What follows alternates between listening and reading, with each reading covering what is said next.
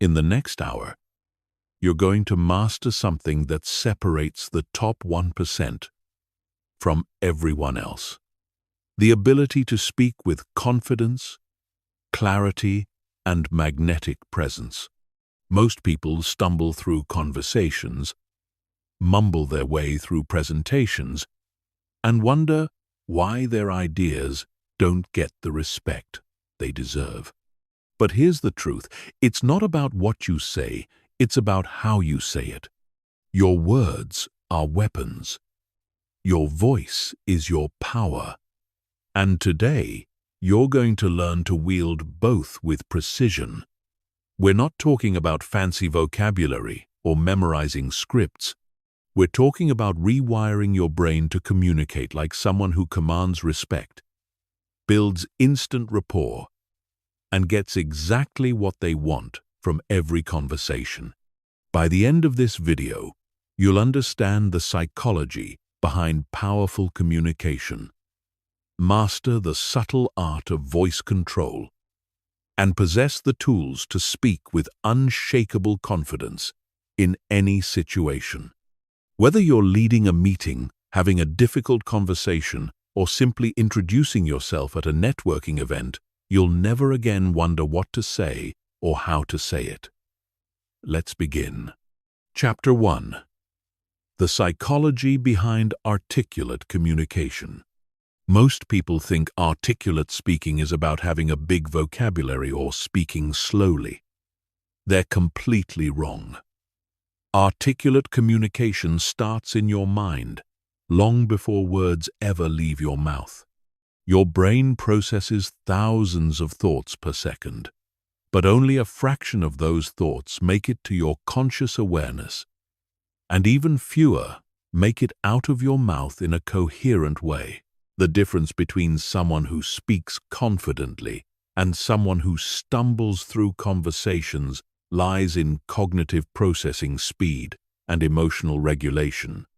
When you're nervous, your brain's fight-or-flight response kicks in, flooding your system with cortisol and adrenaline. This chemical cocktail literally makes you stupider in real time. Your working memory decreases, your vocabulary shrinks, and your ability to form complex thoughts evaporates. But here's what the research shows. Confident speakers aren't naturally less anxious. They've simply trained their brains to process stress differently. They understand that confidence isn't the absence of fear, it's the mastery of fear. When you speak with authority, you're not eliminating nervousness. You're channeling that energy into focused attention and purposeful delivery. The first step to becoming more articulate is understanding the 3 levels of communication processing in your brain.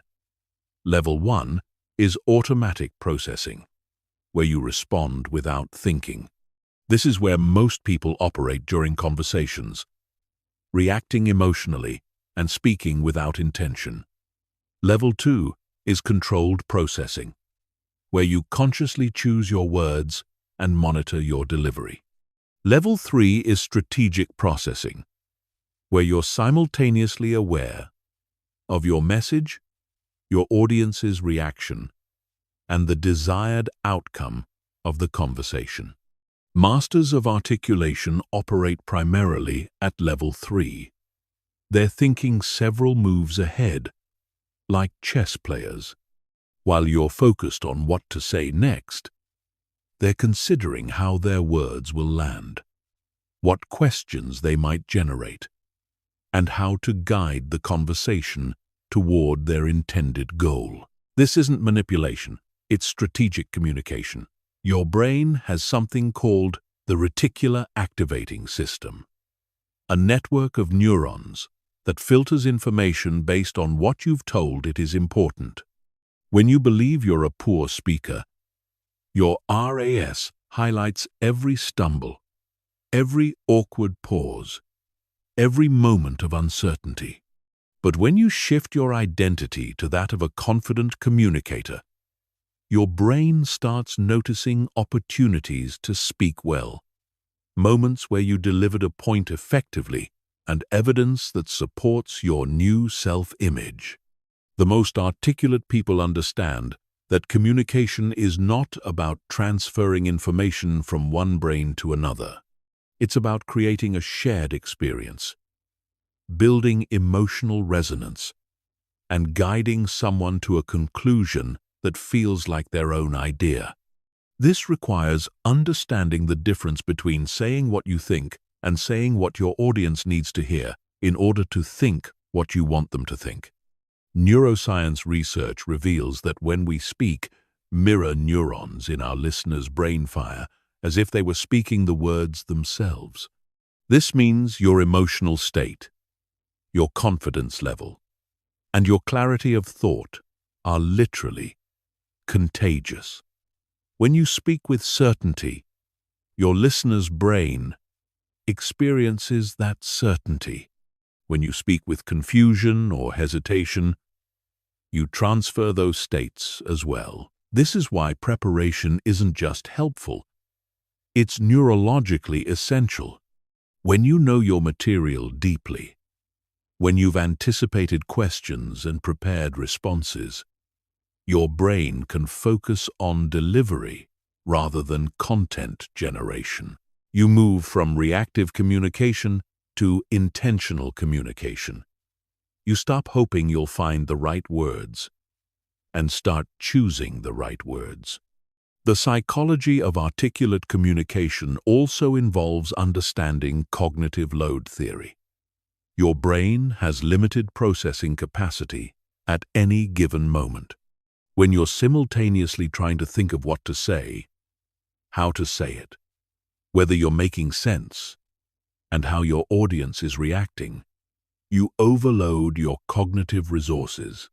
This is why nervous speakers often lose their train of thought or struggle to find simple words.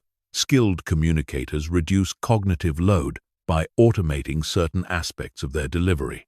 They develop standard phrases for transitions, practiced ways of explaining complex concepts, and reliable methods for organizing their thoughts in real time.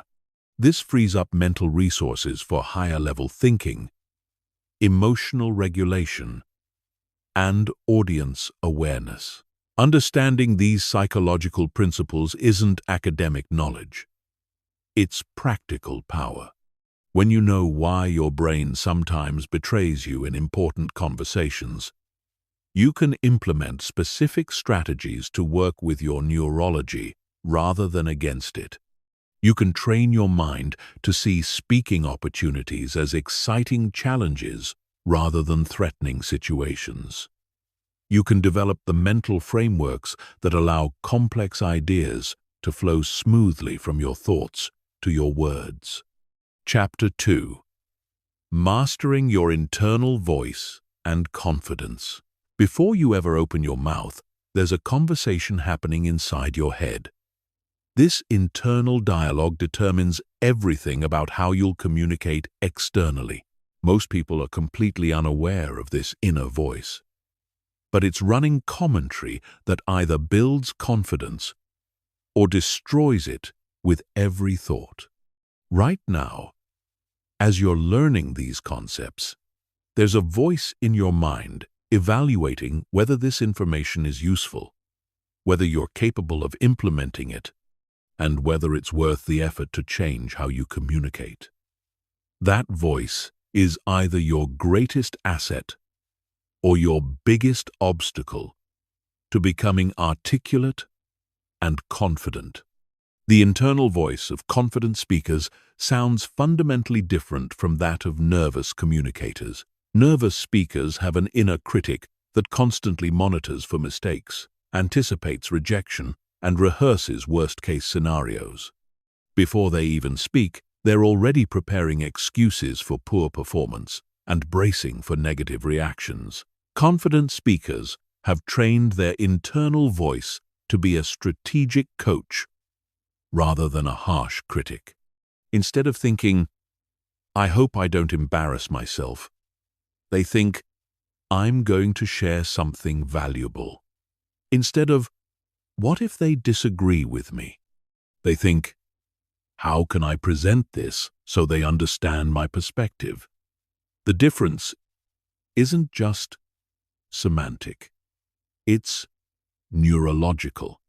These different thought patterns create different emotional states, which create different physiological responses, which create different speaking outcomes.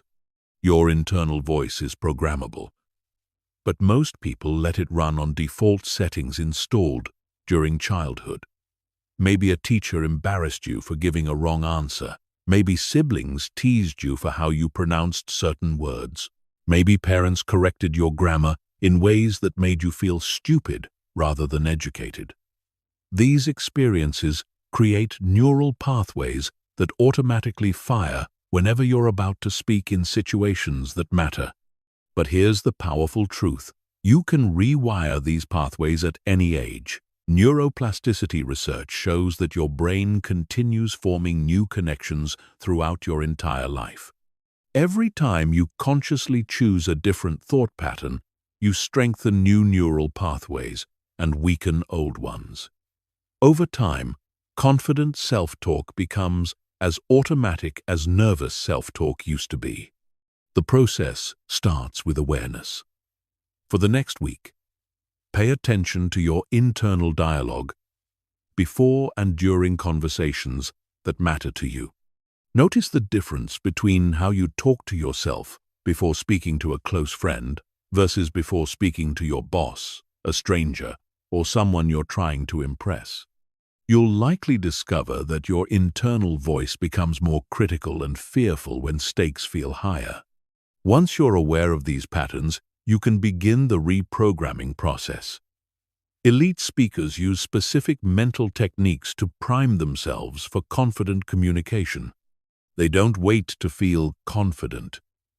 They create confidence through intentional thought management. Before important conversations, they run mental rehearsals where they see themselves speaking clearly, making strong points, and having positive interactions with their audience. Visualization isn't New Age nonsense. It's neuroscience. When you imagine yourself speaking confidently, your brain creates neural pathways as if the experience actually happened. Athletes use this technique to improve performance because imagined practice creates real neurological changes. The same principle applies to communication skills. But visualization alone isn't enough. You need to address the underlying beliefs that generate nervous thoughts in the first place. Most communication anxiety stems from three core fears: fear of judgment, fear of rejection, and fear of not being good enough. These fears create a scarcity mindset where every speaking opportunity feels like a test you might fail rather than a chance to add value. Confident communicators operate from an abundance mindset. They believe they have something worth sharing, that their perspective matters, and that their audience will benefit from hearing their thoughts. This isn't arrogance, it's healthy self-regard based on genuine preparation and authentic value. To develop this mindset, you need evidence that contradicts your limiting beliefs. Start documenting moments when your communication creates positive outcomes. Keep a record of times when someone thanks you for explaining something clearly, when your question moves a conversation forward, or when your perspective helps someone see an issue differently. Your brain needs proof that confident communication is possible for you. Another powerful technique is reframing nervous energy as excitement. Physiologically, anxiety and excitement are nearly identical. Both involve increased heart rate, heightened alertness, and elevated energy levels.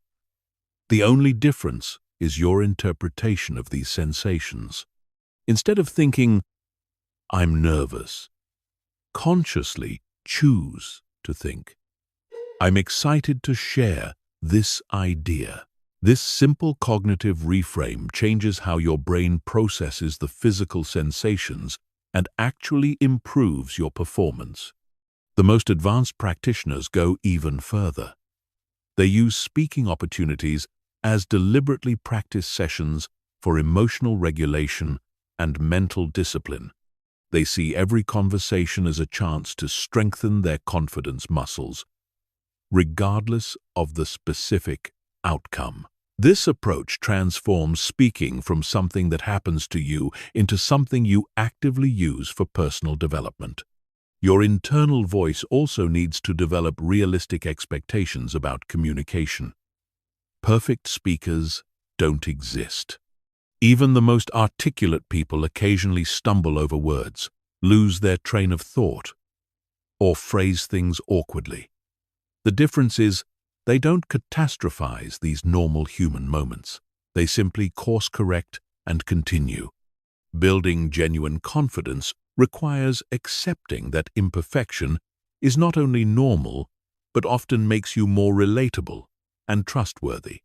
When you stop trying to be perfect and start trying to be clear, helpful, and authentic, your communication naturally becomes more confident because you're no longer fighting against human nature. The internal voice that serves confident speakers is one that focuses on contribution rather than protection. Instead of asking, "How can I avoid looking stupid?" it asks, "How can I be useful?" Instead of, "What if they don't like what I say?" it asks, "How can I present this in a way that serves their interests?" This shift from self-protection to service changes everything about how you approach communication. Chapter 3. The Power of Non-Verbal Communication. Your body speaks before you do. In fact, research suggests that up to 93% of communication effectiveness comes from non-verbal elements. Your posture, gestures, facial expressions, eye contact, and vocal qualities. This means you could have the most brilliant ideas in the world, but if your non-verbal communication contradicts your words, your message will fail. Most people focus entirely on what they're going to say while completely ignoring how they're going to say it. This is like buying a Ferrari and filling it with cheap gasoline. Your words are the content, but your non-verbal communication is the delivery system. A mediocre message delivered with confident body language will always outperform a brilliant message delivered with nervous energy. Understanding non-verbal communication starts with recognizing that your audience is unconsciously reading microsignals from your body and voice. These signals tell them whether you believe what you're saying, whether you're confident in your expertise, and whether you're worth paying attention to. You can't fake these signals because they originate from your internal state, but you can learn to manage your internal state through conscious control of your external presentation. Posture is the foundation of confident, non-verbal communication. When you stand or sit with your shoulders back, chest open, and spine straight, you're not just looking more confident, you're actually becoming more confident. Research by social psychologist Amy Cuddy demonstrates that powerful postures increase testosterone and decrease cortisol in your body within just 2 minutes. This hormonal shift creates the physiological state of confidence from the outside in. The opposite is equally true. When you slouch, cross your arms defensively, or make yourself smaller, you're training your brain to feel less powerful and less certain. Your posture sends signals not just to others, but to your own nervous system about how you should feel in any given situation. Eye contact might be the most powerful nonverbal tool you possess. When you make appropriate eye contact, you communicate confidence, sincerity, and engagement. But eye contact isn't just about looking at people. It's about how you look at them. Nervous speakers tend to dart their eyes around the room, avoiding sustained contact because it feels too intense. Confident speakers maintain steady, comfortable eye contact that shows they're present and unafraid to be seen. The key is finding the balance between enough eye contact to build connection and so much that it becomes uncomfortable. In one-on-one conversations, aim for about 70% eye contact while you're listening and 50% while you're speaking. When presenting to groups, make eye contact with individuals for 3 to 5 seconds before moving to the next person. This creates the feeling of personal connection, even in large audiences. Your facial expressions must align with your message. If you're discussing something serious while smiling inappropriately, or talking about exciting opportunities with a flat expression, your audience will trust what they see over what they hear. The most skilled communicators use facial expressions strategically to emphasize key points, show appropriate emotion, and create engagement with their audience. Gestures can either enhance your message or distract from it, depending on how you use them. Nervous speakers often develop repetitive gestures that release tension but communicate anxiety. Clicking pens, fidgeting with jewelry, or making small, repetitive hand movements. These gestures tell your audience that you're uncomfortable, which makes them uncomfortable. Confident speakers use purposeful gestures that support their words. When they talk about big concepts, their gestures expand. When they discuss specific details, their gestures become more precise. When they want to emphasize a point, they use deliberate hand movements that draw attention to key moments in their message. The size and scope of your gestures should match the size of your audience and the space you're in. Intimate conversations call for smaller, more subtle movements. Presentations to large groups require bigger, more expansive gestures that can be seen from the back of the room. Matching your gestures to your context shows spatial awareness and social intelligence. Your vocal qualities are technically part of non-verbal communication because they're about how you say things rather than what you say. Pace, volume, tone, and inflection all communicate meaning beyond your words. Speaking too quickly suggests nervousness or lack of confidence in your audience's ability to understand. Speaking too slowly can come across as condescending or uncertain. The most articulate speakers vary their vocal qualities to maintain interest and emphasize important points. They speak more slowly when introducing complex concepts, allowing their audience time to process. They increase their pace slightly when building energy or excitement.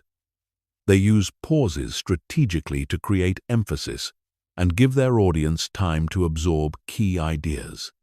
Volume is another crucial element that many people mismanage. Speaking too softly forces your audience to strain to hear you, which creates fatigue and disengagement. Speaking too loudly can be overwhelming and aggressive. The right volume depends on your environment, but the general rule is to speak just loud enough that the person farthest from you can hear comfortably without effort. Tone of voice carries enormous emotional information. The same sentence can convey completely different meanings depending on your tonal quality. That's interesting. Can express genuine curiosity, polite dismissal, sarcasm, or surprise, all based on how you modulate your voice.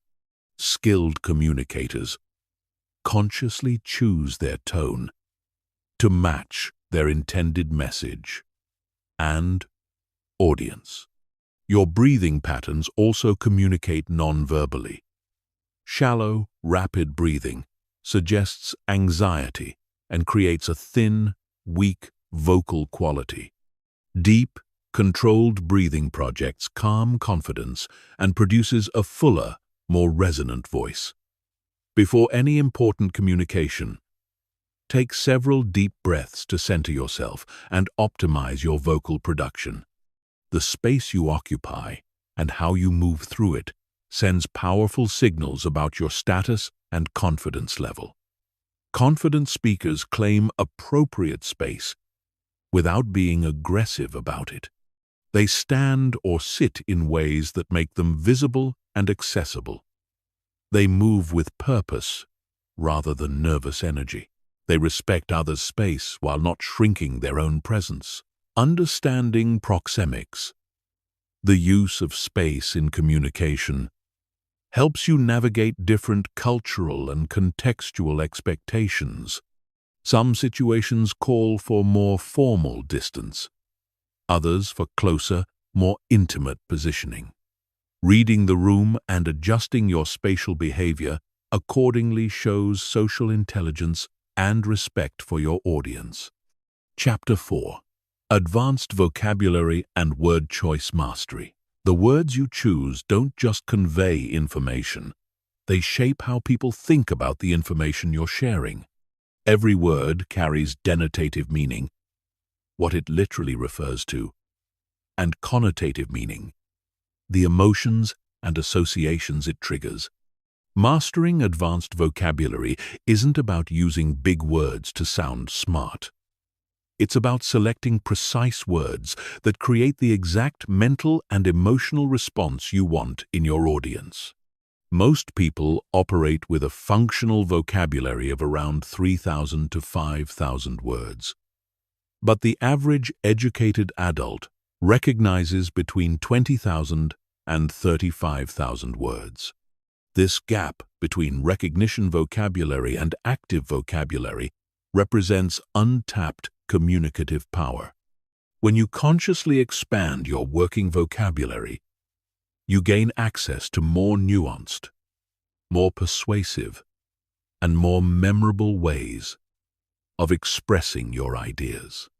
But vocabulary expansion must be strategic, not random. Learning obscure words that you'll never use doesn't improve your communication. It makes you sound pretentious and disconnected from your audience. The goal is to develop a rich vocabulary of useful, powerful words that help you express complex ideas with precision and impact. Start by identifying the contexts where you most need to communicate effectively. If you're in business, focus on expanding your vocabulary around leadership, strategy, problem-solving, and relationship building.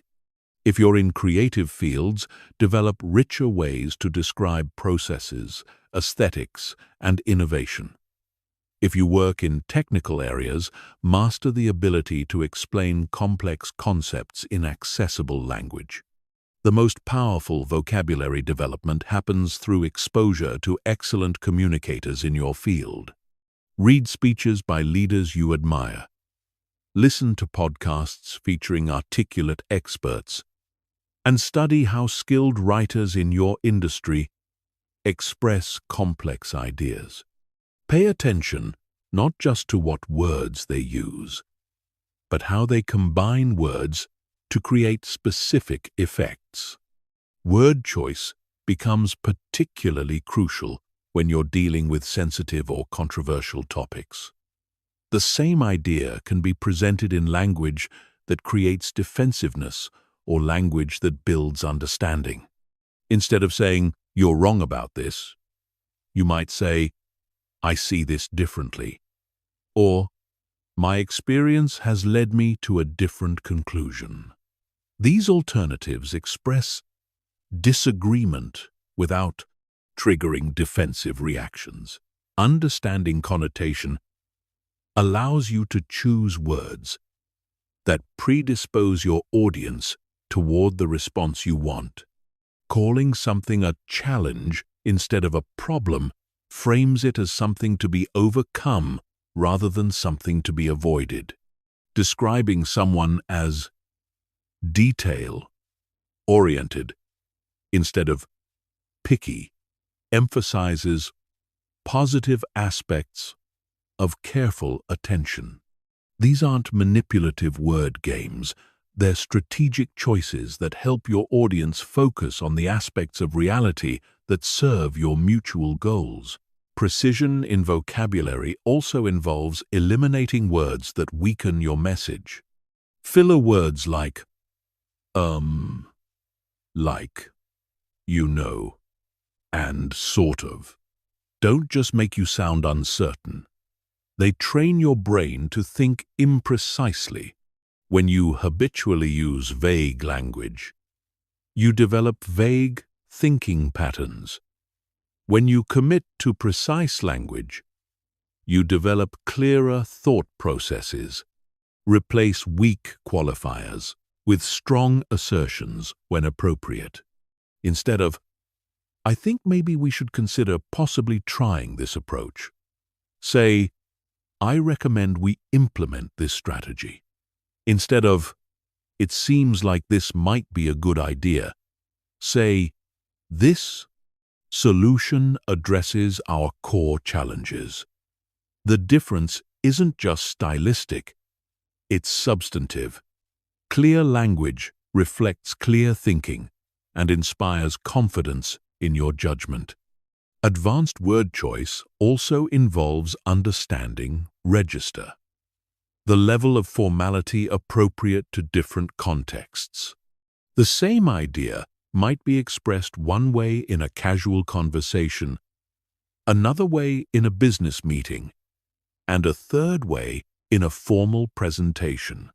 Skilled communicators automatically adjust their vocabulary to match their environment and audience, without losing their authentic voice. Metaphors and analogies are advanced vocabulary tools that help make complex or abstract ideas concrete and relatable. When you can compare something unfamiliar to something your audience already understands, you dramatically increase comprehension and retention. The best metaphors don't just clarify, they illuminate new aspects of the concept you're explaining. For example, instead of saying, our team lacks coordination, you might say, we're like an orchestra, where everyone is playing their part perfectly, but no one is following the conductor. This metaphor doesn't just describe the problem, it suggests the solution. Better leadership and communication rather than individual skill development. Technical vocabulary serves a different function. In expert conversations, precise technical terms allow for efficient, accurate communication among people who share specialized knowledge. But the same technical language can exclude and confuse audiences who don't share that background. Skillful communicators code switch between technical precision and accessible explanation depending on their audience. The rhythm and flow of your word choices matter as much as their meaning. Varying your sentence length and structure keeps your audience engaged and helps emphasize important points. Short sentences create impact and clarity. Longer, more complex sentences allow you to explore nuanced ideas and show the relationships between different concepts. Master communicators use both, choosing their sentence structure as deliberately as they choose their individual words. Power words are vocabulary choices that create strong emotional responses and mental images. Words like transform, breakthrough, revolutionary, and unprecedented carry more energy than neutral alternatives like change, improvement, new, and different. But power words lose their impact when overused, so deploy them strategically for maximum effect. Building advanced vocabulary is an ongoing process that requires deliberate practice. Keep a vocabulary journal where you record new words you encounter, along with their meanings and example sentences. Set a goal of incorporating one new word into your conversation each day until it becomes natural. Read material that challenges your current vocabulary level, looking up unfamiliar words and studying how they're used in context. Chapter 5. Voice Control and Speaking Rhythm. Your voice is an instrument, and, like any instrument, it can be tuned, trained, and mastered to produce exactly the sound you want. Most people use only a fraction of their vocal potential because they've never learned to consciously control the basic elements of voice production: breath support, resonance, pitch variation, and rhythm. Professional speakers, singers, and actors spend years developing vocal control because they understand that how you sound is inseparable from how your message is received. A weak, thin voice undermines even the strongest content. A rich, well-controlled voice can make ordinary content sound compelling and authoritative. Voice control begins with breathing, but not the shallow chest breathing most people do unconsciously. Effective vocal production requires deep diaphragmatic breathing that provides steady air support for sustained, powerful speech. When you breathe from your chest, your voice becomes thin and strained during longer sentences. When you breathe from your diaphragm, you maintain vocal strength and clarity, regardless of how much you're speaking. Practice diaphragmatic breathing by placing one hand on your chest and one hand on your stomach. When you breathe properly, the hand on your stomach should move significantly while the hand on your chest remains relatively still. This takes conscious practice because most adults have developed inefficient breathing patterns that limit their vocal power. Resonance determines the richness and fullness of your voice. Sound originates from your vocal cords, but it gains power and quality from resonating in the spaces above your throat, your mouth, sinuses, and chest cavity. When you speak with good resonance, your voice has depth and presence that commands attention. When your voice lacks resonance, it sounds flat and weak. To develop better resonance, practice humming with your mouth closed, feeling the vibrations in your chest, throat, and face. Then open your mouth and extend that same resonant quality to your speaking voice. Many people unconsciously tighten their throat when they're nervous, cutting off resonance and making their voice sound strained. Learning to keep your throat relaxed while maintaining good breath support allows your natural resonance to emerge. Pitch variation is what prevents your voice from becoming monotonous and boring. When you speak on the same pitch for extended periods, your audience's attention drifts because the human brain stops paying attention to unchanging stimuli. Strategic pitch variation keeps your audience engaged and helps emphasize key points in your message. Skilled speakers use pitch strategically rather than randomly. They lower their pitch to convey authority and finality, especially when making important statements or conclusions. They raise their pitch slightly when asking questions or introducing new topics to signal curiosity and engagement. They avoid uptalk, the pattern of ending statements with rising intonation that makes everything sound like a question and undermines your authority. Speaking rhythm involves the pace, pauses, and flow of your delivery. Many nervous speakers rush through their words, afraid that pausing will lose their audience's attention or give someone else a chance to interrupt. This creates a machine gun delivery style that overwhelms listeners and prevents proper comprehension of complex ideas. Confident speakers understand that pauses are powerful tools, not weaknesses to be avoided. Strategic pauses give your audience time to process important information, create anticipation before key points, and demonstrate your comfort with silence. A well-placed pause can be more impactful than any word. Different types of content require different rhythmic approaches. When you're explaining complex technical information, slower delivery with frequent pauses allows your audience to follow your logic. When you're telling a story or building excitement, you might increase your pace to create energy and momentum. When you're making a crucial point, slowing down and adding pauses before and after emphasizes its importance. The concept of vocal flexibility means being able to adjust all these elements, breathing, resonance, pitch, and rhythm, based on your content and context. A presentation to a large audience requires different vocal choices than an intimate conversation. A serious discussion demands different vocal qualities than a celebration or informal chat. Vocal warm-ups before important speaking opportunities can dramatically improve your performance. Just as athletes warm up their muscles before competition, speakers should warm up their vocal apparatus before important conversations or presentations. Simple exercises like humming, lip trills, tongue twisters, and vocal scales prepare your voice for optimal performance.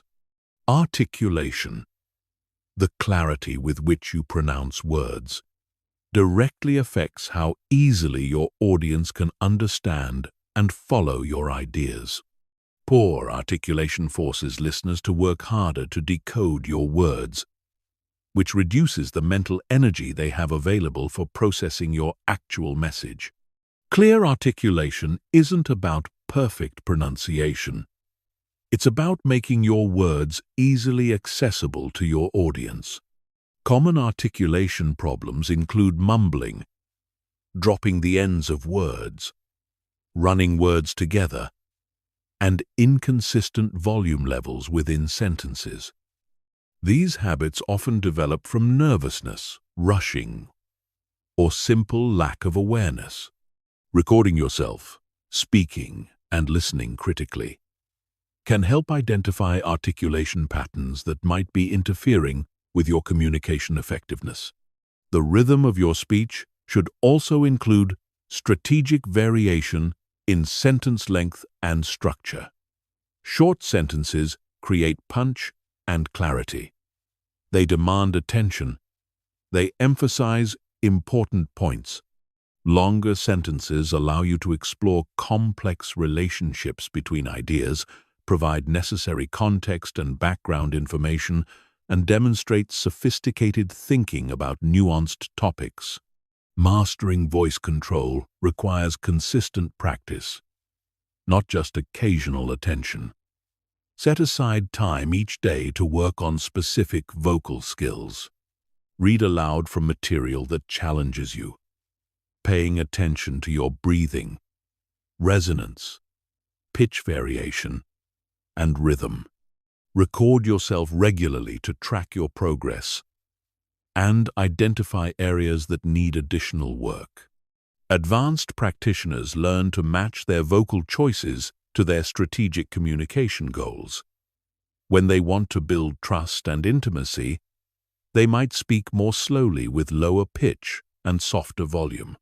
When they want to energize and motivate, they might increase pace and volume while using more dramatic pitch variation. When they want to convey expertise and authority, they might slow down, lower their pitch, and use more deliberate pauses. Chapter 6. Active listening as a speaking tool. Most people think speaking and listening are opposite activities, but master communicators understand that listening is actually the most powerful speaking tool you possess. When you listen with genuine skill and intention, you gather the information you need to craft responses that land with maximum impact. You discover what your audience cares about, how they process information, and what emotional state they're in. This intelligence allows you to speak in ways that connect, persuade, and influence far more effectively than any prepared script ever could. Active listening isn't passive absorption of sound waves.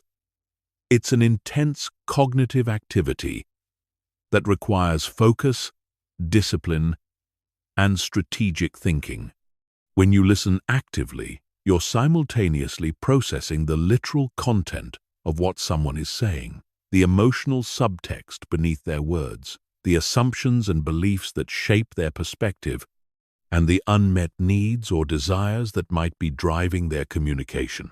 The first level of active listening involves hearing the actual words being spoken and understanding their literal meaning. Most people operate exclusively at this level, which explains why so many conversations feel unsatisfying and unproductive. They respond to the surface content without recognizing the deeper layers of communication happening simultaneously.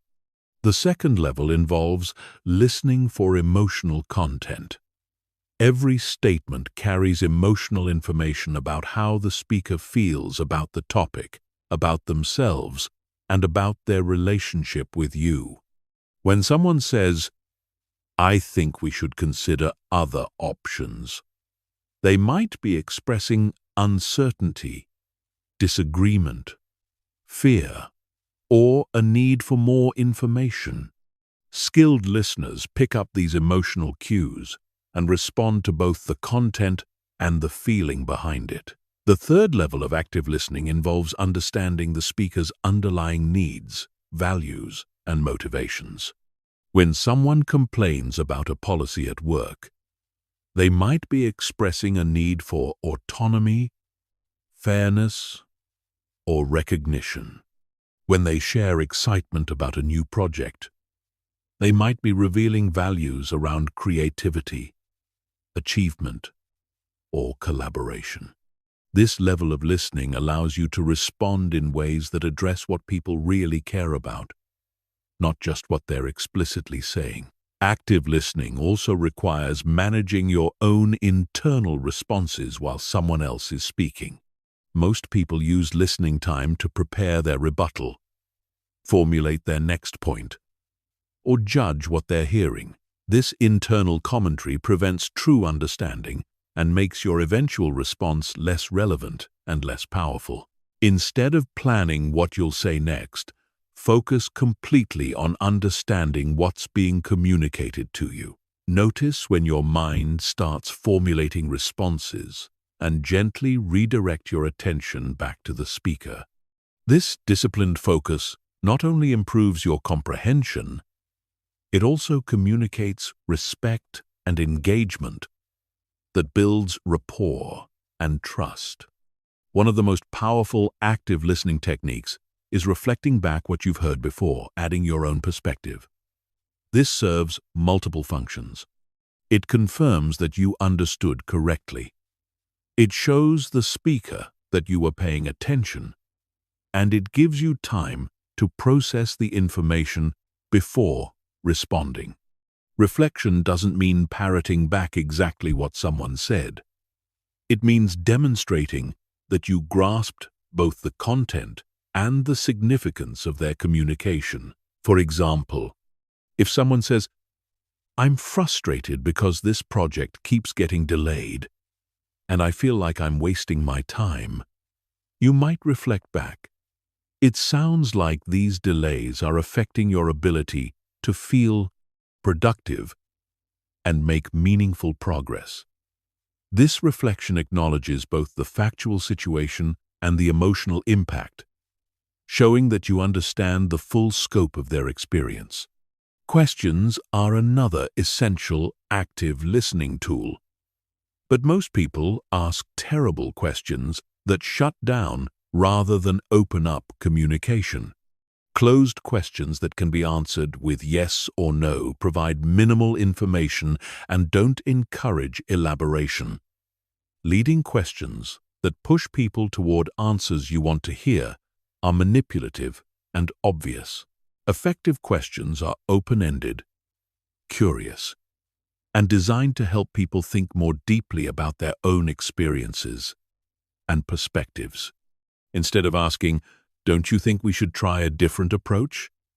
Ask, "What factors do you think we should consider when evaluating our current approach?" Instead of, "Are you happy with how this turned out?" Ask, "What aspects of this outcome work well for you, and what would you want to see improved?" These questions invite thoughtful responses and demonstrate genuine interest in understanding, rather than just getting agreement. The timing of your questions matters enormously. Interrupting someone mid-thought to ask for clarification breaks their flow and can feel disrespectful. But waiting until someone has completely finished their entire point might mean missing opportunities to understand complex ideas as they're being developed. Skilled listeners read verbal and nonverbal cues to find natural pause points where questions feel helpful rather than intrusive. Body language plays a crucial role in active listening. When you lean slightly forward, maintain appropriate eye contact, and keep your posture open and relaxed, you communicate engagement and interest. When you cross your arms, look away frequently, or lean back, you signal disinterest or disagreement, which can cause speakers to become defensive or shut down. Your facial expressions while listening send powerful messages about how you're receiving information. Nodding occasionally shows that you're following along, but excessive nodding can seem fake or impatient. Matching your facial expressions to the emotional tone of what you're hearing shows empathy and understanding. If someone is sharing something serious, your expression should reflect that gravity. If they're excited about something, your face should show appropriate interest and energy. Active listening also involves tolerating silence and allowing people time to think and formulate their thoughts. Many speakers need processing time, especially when discussing complex or emotional topics. When you rush to fill every pause with words or questions, you prevent people from going deeper into their thinking and sharing more meaningful insights. The most advanced active listeners learn to hear what's not being said as clearly as what is being said. They notice topics that seem to be avoided, emotions that appear to be suppressed, and assumptions that remain unstated. This skill allows them to ask questions that help speakers explore areas they might not have considered or felt comfortable addressing initially. Understanding different communication styles helps you adapt your listening approach to different people. Some speakers process out loud, thinking through problems verbally and arriving at conclusions through conversation. Others prefer to think internally before speaking and share more polished, complete thoughts. Some people communicate very directly, while others hint at their meaning and expect you to read between the lines. Recognizing these different styles helps you listen more effectively and respond more appropriately. Active listening is particularly powerful in conflict situations because it helps de-escalate emotional tension while gathering the information you need to find solutions. When people feel heard and understood, they're more likely to listen to your perspective in return. When they feel dismissed or misunderstood, they become more entrenched in their positions and less open to alternative viewpoints. The goal of active listening isn't agreement, it's understanding. You can deeply understand someone's perspective without sharing it, and that understanding gives you tremendous power to craft responses that acknowledge their reality while introducing your own ideas in ways they can hear and consider. Practicing active listening requires conscious effort and regular feedback. Record conversations when possible and analyze how well you listened versus how much you talked. Ask people you trust to give you honest feedback about your listening skills. Notice patterns in how people respond to you and whether they seem to feel heard and understood after conversations. Chapter 7. Handling difficult conversations and conflicts. Difficult conversations are inevitable in life, but most people handle them so poorly that they create more problems than they solve. They either avoid these conversations entirely, allowing issues to fester and relationships to deteriorate, or they approach them with so much emotional reactivity that they escalate conflicts instead of resolving them. Mastering difficult conversations is one of the most valuable communication skills you can develop because it allows you to address problems directly, maintain important relationships, and create positive outcomes from challenging situations. The first principle of handling difficult conversations is understanding that the difficulty usually lies not in the topic itself, but in the emotional charge surrounding it. When conversations involve ego, identity, values, or significant consequences, people's fight or flight responses activate, making rational discussion much more challenging. Your job is to manage both your own emotional state and help create conditions where others can remain rational and open to problem solving. Preparation is crucial for difficult conversations, but most people prepare by rehearsing their arguments and anticipating rebuttals.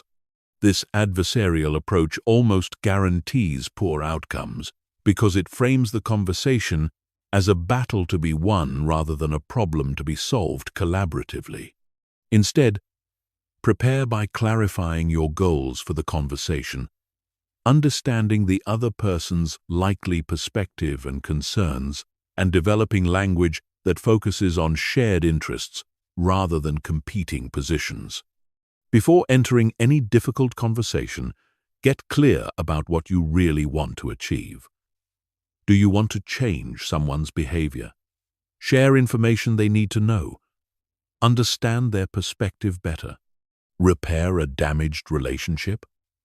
Clear goals help you choose appropriate strategies and evaluate whether the conversation is moving in a productive direction.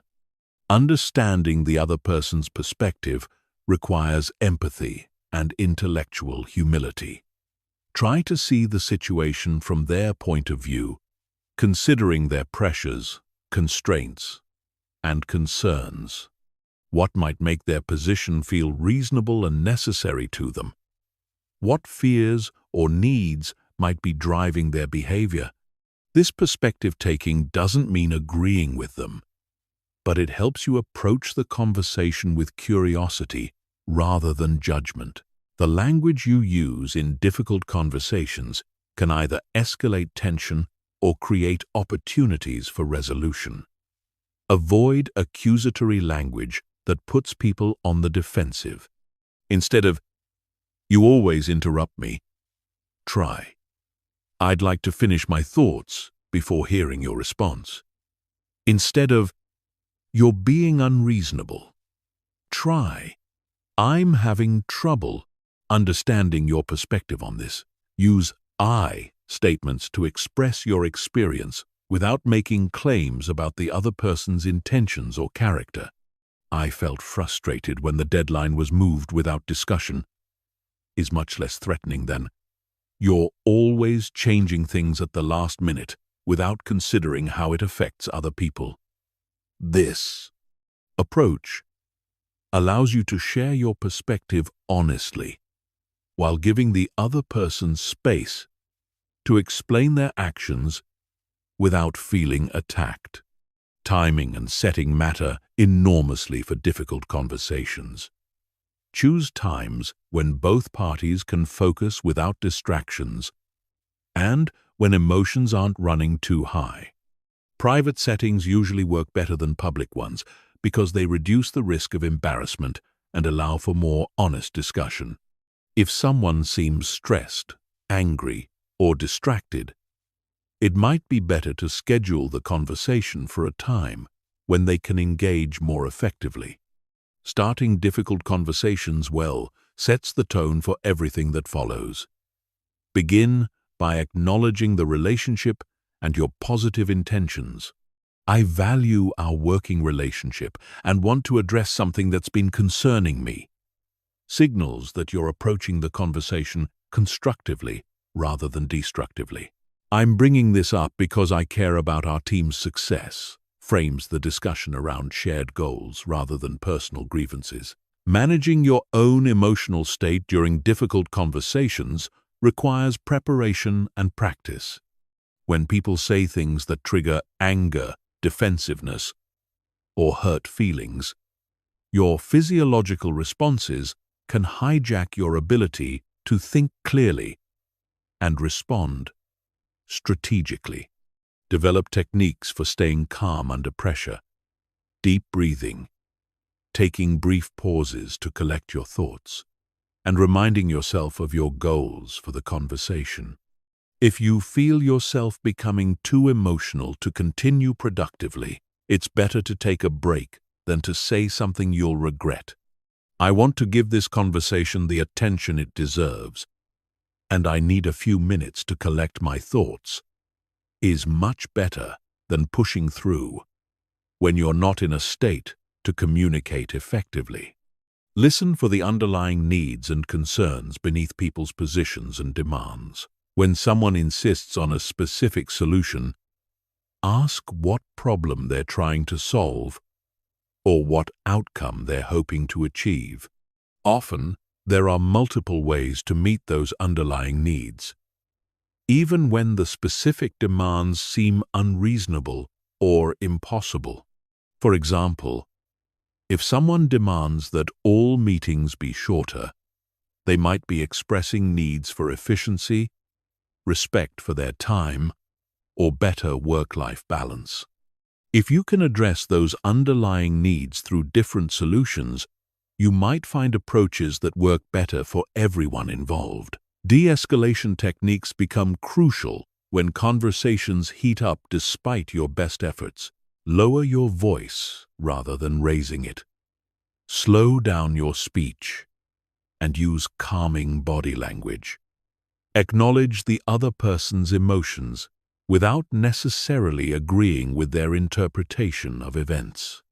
I can see that this situation is really important to you. Validates their feelings without endorsing their version of what happened. Sometimes difficult conversations require multiple sessions.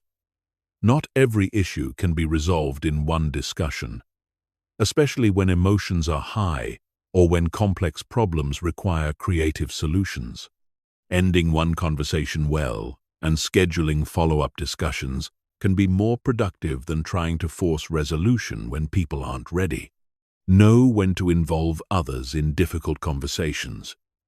Sometimes, a neutral third party can help facilitate discussions when direct communication isn't working.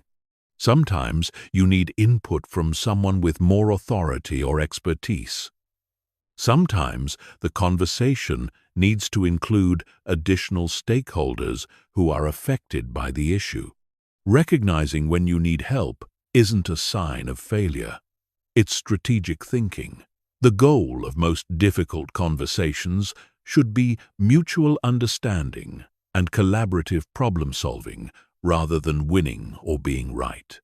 Even when you can't reach agreement, you can often reach understanding, which preserves relationships and keeps doors open for future solutions.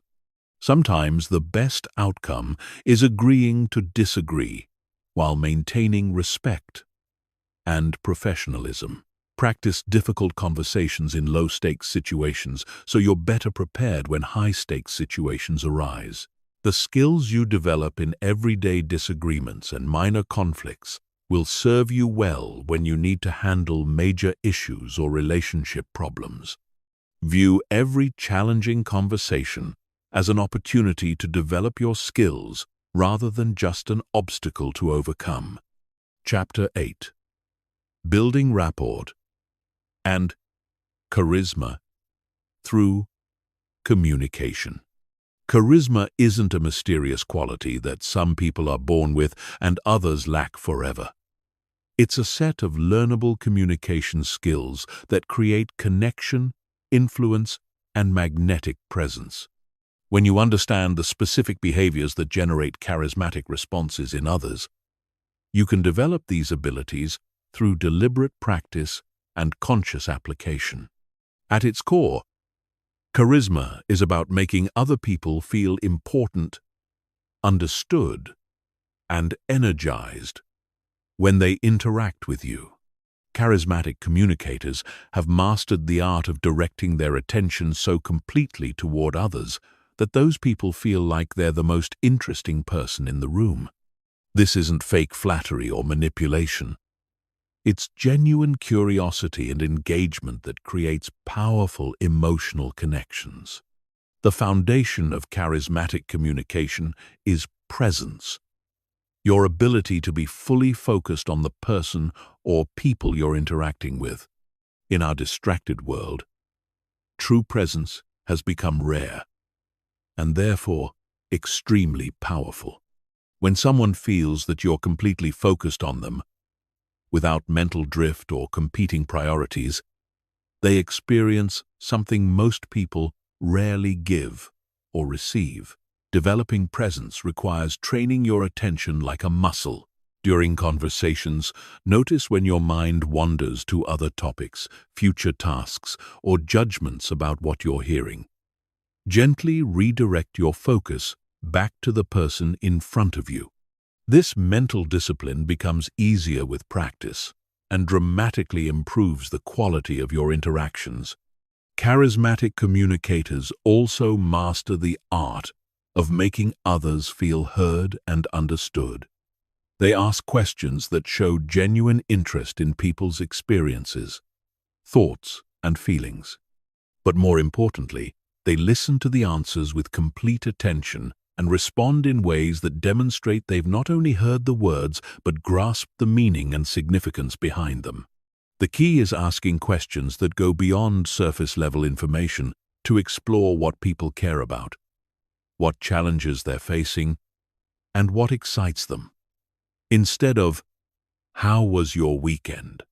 try, "What was the best part of your weekend?" Instead of, "How's work going?" ask, "What's the most interesting project you're working on right now?" These questions invite more engaging responses and show that you're interested in their experience, not just making conversation. Building rapport requires finding genuine common ground with people. But this doesn't mean pretending to share interests you don't have or agreeing with opinions you don't hold. It means looking for authentic connections in values, experiences, challenges, or goals. Even when people have different backgrounds or perspectives, you can often find shared humanity in universal experiences like wanting to do good work, caring for family, or pursuing personal growth. Matching and mirroring are subtle rapport-building techniques that involve naturally adapting your communication style to complement the person you're talking with. If someone speaks slowly and thoughtfully, slowing down your own pace slightly creates a sense of harmony. If they're energetic and expressive, increasing your own energy level helps create connection. This isn't mimicry, which feels fake and obvious. It's subtle adaptation that happens naturally when you're genuinely engaged with someone. The power of validation in building charisma cannot be overstated. When you acknowledge and affirm other people's thoughts, feelings, and experiences, you make them feel valued and understood. This doesn't require agreeing with everything they say, but it does mean recognizing their perspective as legitimate and worthy of consideration. Validation can be as simple as saying, "That makes sense," or "I can understand why you'd feel that way," or "That's an interesting point I hadn't considered." These phrases show that you're taking their input seriously and processing it thoughtfully rather than just waiting for your turn to speak. Charismatic storytelling is another crucial skill that makes your communication more engaging and memorable.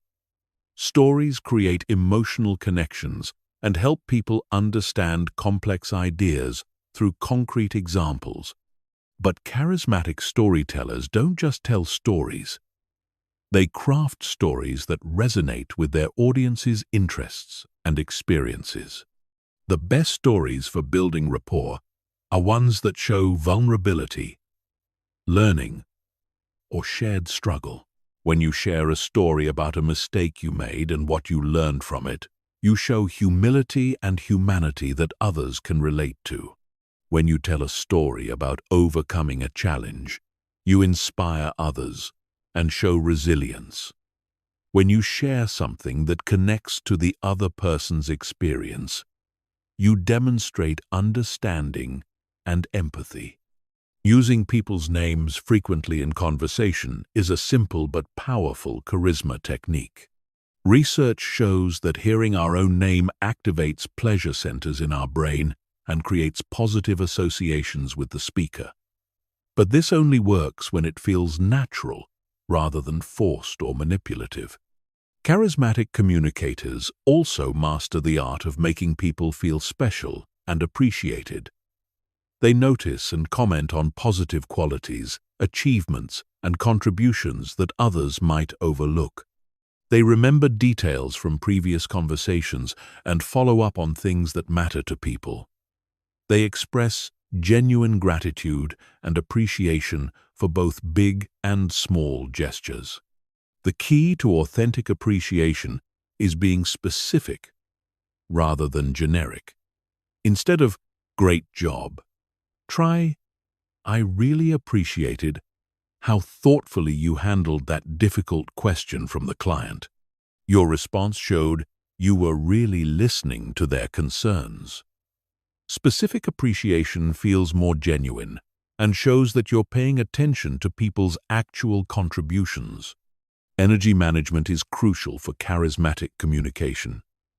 Charismatic people don't have unlimited energy, but they're strategic about how they use the energy they have. They bring their best energy to interactions that matter most, and they know how to recharge so they can show up fully when needed. This might mean taking a few minutes before an important meeting to center yourself and get into a positive, engaged state. It might mean limiting draining interactions when possible so you have energy for relationships and conversations that matter most. It definitely means taking care of your physical and emotional well-being so you have the capacity to focus on others rather than being absorbed in your own stress or fatigue. Humor, when used skillfully, is a powerful charisma tool because it creates positive emotions and shared experiences. But charismatic humor is never at someone else's expense. It's self-deprecating, observational, or situational, in ways that bring people together rather than creating distance or discomfort. The best charismatic communicators use humor to diffuse tension, highlight absurdities, and create moments of connection and joy. They're also attuned to their audience and adjust their humor accordingly. What's funny in a casual setting might be inappropriate in a formal context, and what works with one group might fall flat with another. Building charisma through communication is ultimately about developing genuine interest in other people and learning to express that interest in ways that make them feel valued and energized. It's not about tricks or techniques, though those can be helpful. It's about cultivating authentic curiosity, empathy, and appreciation for the people around you. Chapter 9. Persuasion and Influence Techniques. Persuasion is not manipulation. True persuasion involves helping people see information, possibilities, and consequences they might not have considered on their own, then allowing them to make informed decisions based on this expanded understanding. When you influence ethically, you're serving both your interests and theirs by creating outcomes that benefit everyone involved. The most powerful persuasion begins with understanding what people already want and value. Instead of trying to convince them to want what you want, you show them how what you're proposing helps them achieve their existing goals and satisfy their current needs. This requires deep listening and genuine curiosity about their priorities, concerns, and decision-making criteria. Before attempting to persuade anyone, invest time in understanding their perspective thoroughly. What problems are they trying to solve? What outcomes would make them feel successful? What constraints or pressures are they operating under? What fears or concerns might make them hesitant to change? This intelligence allows you to frame your proposals in terms that resonate with their existing motivations. The principle of reciprocity is fundamental to ethical influence. When you provide value first, without expecting immediate returns, you create a psychological tendency for others to want to provide value back to you. This doesn't mean keeping score or manipulating people with artificial generosity. It means genuinely looking for ways to help others achieve their goals as a foundation for long-term relationship building. Reciprocity can involve sharing useful information, making helpful introductions, offering assistance with their projects, or simply providing a great experience during your interactions. When people associate you with positive outcomes and helpful resources, they become more receptive to your ideas and requests. Social proof is another powerful influence principle that acknowledges people's tendency to look to others for guidance about appropriate behavior and good decisions. When you can show that similar people in similar situations have benefited from what you're proposing, you reduce uncertainty and risk perception that might prevent action. But social proof must be relevant and genuine to be effective. Generic testimonials or irrelevant examples can actually backfire by making your approach seem generic or poorly researched. The most powerful social proof comes from people your audience respects who faced similar challenges and achieved positive results through approaches similar to what you're recommending. The commitment and consistency principle recognizes that people strongly prefer to act in ways that align with their stated beliefs, values, and previous commitments. When you can show how your proposal fits with positions they've already taken or principles they've already expressed, you make it psychologically easier for them to say yes. This might involve referencing their stated priorities, reminding them of successful approaches they've used before, or showing how your proposal aligns with their stated values or strategic objectives. The key is making genuine connections rather than forcing artificial links that don't hold up under scrutiny. Scarcity and urgency can be legitimate influence factors when they're based on real constraints rather than artificial pressure. If there are genuine time limits, resource constraints, or opportunity costs associated with delays, presenting these realities helps people make informed decisions about timing and priorities. However, manufactured scarcity and false urgency are manipulative tactics that damage trust and relationships. Ethical persuasion involves presenting real information about constraints and consequences while respecting people's right to make decisions on their own timeline. The contrast principle shows how people evaluate options relative to alternatives rather than in absolute terms. When you help people understand the costs and consequences of not taking action, or when you provide clear comparisons between different approaches, you help them make more informed decisions about relative value. This doesn't mean exaggerating problems or understating alternatives. It means helping people see the full picture of costs, benefits, risks, and opportunities associated with different choices. Good decision-making requires understanding both what you gain and what you give up with any choice. Authority and expertise influence how seriously people take your recommendations. But these must be genuine and relevant to carry weight. Building credible authority involves demonstrating deep knowledge, sharing relevant experience, and showing good judgment over time. It also means being honest about the limits of your expertise and knowing when to refer people to better sources of information or assistance.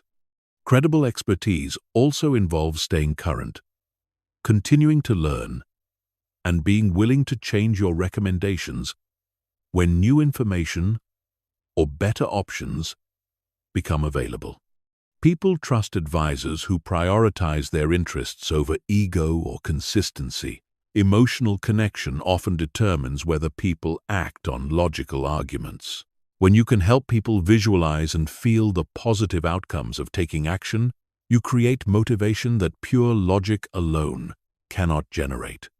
This involves painting vivid pictures of success, helping people imagine how their lives or work will improve, and connecting your proposals to outcomes they care deeply about. But emotional appeals must be grounded in reality to maintain trust and credibility.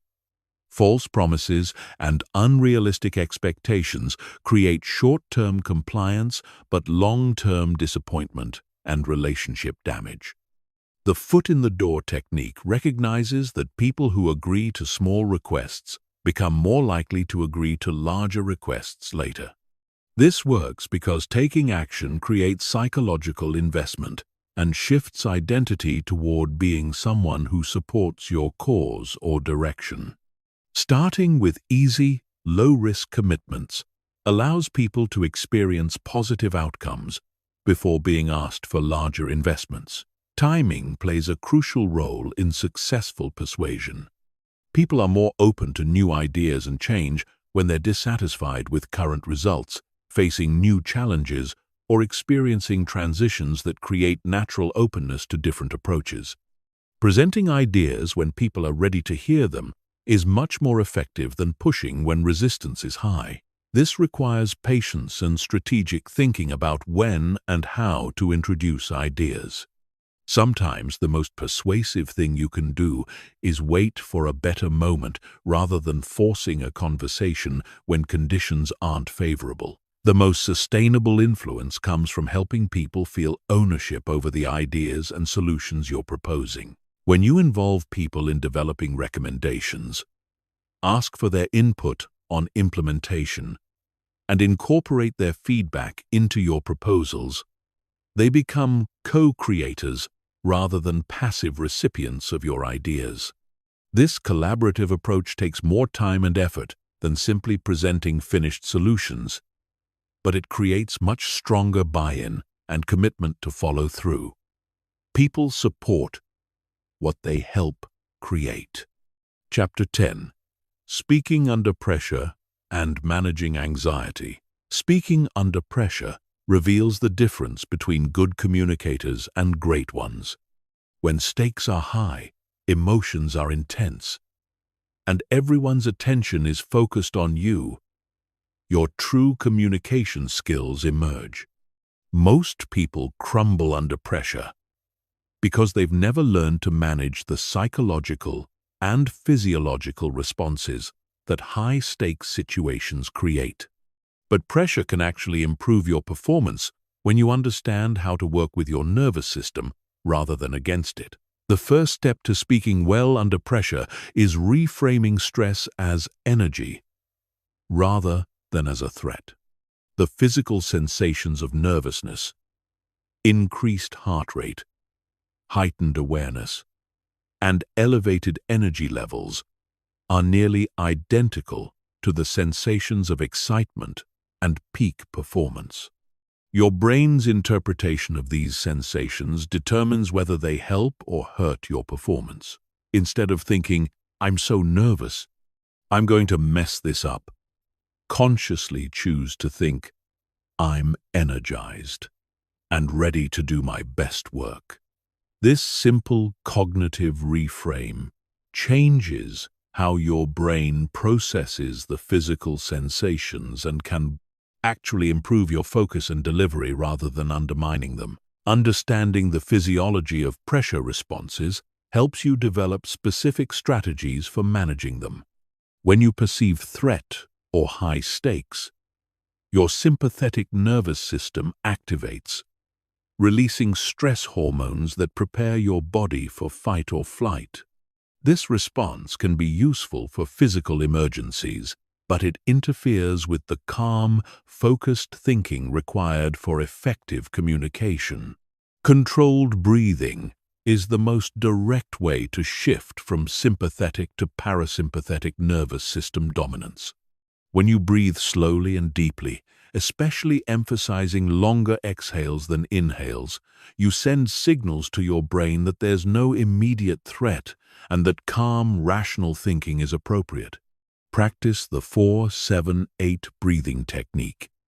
Inhale for 4 counts, hold for 7 counts, exhale for 8 counts.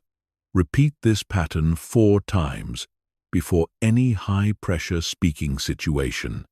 This technique quickly shifts your nervous system toward calm alertness rather than anxious reactivity.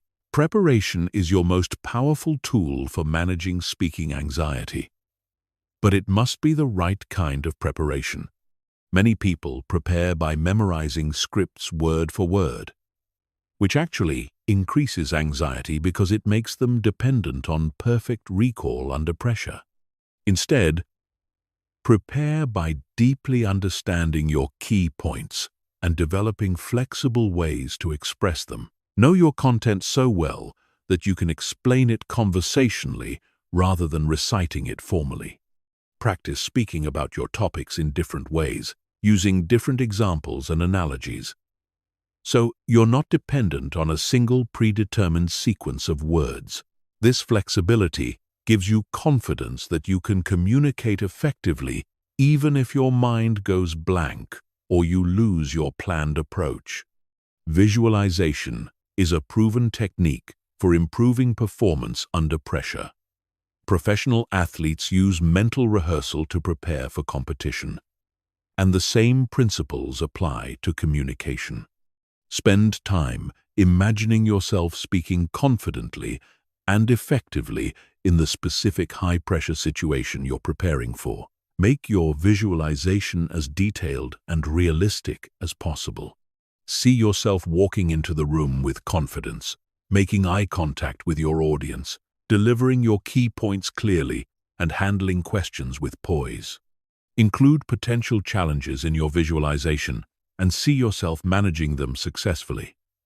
This mental rehearsal creates neural pathways that support confident performance when the real situation arrives. Physical preparation is equally important for managing pressure. Regular exercise reduces baseline anxiety levels and improves your body's ability to handle stress. Adequate sleep ensures that your cognitive resources are at their peak when you need them most.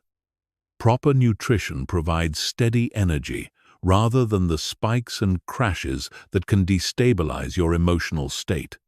On the day of important speaking situations, avoid excessive caffeine, which can amplify anxiety symptoms. Eat a light meal that provides steady energy without making you feel heavy or sluggish.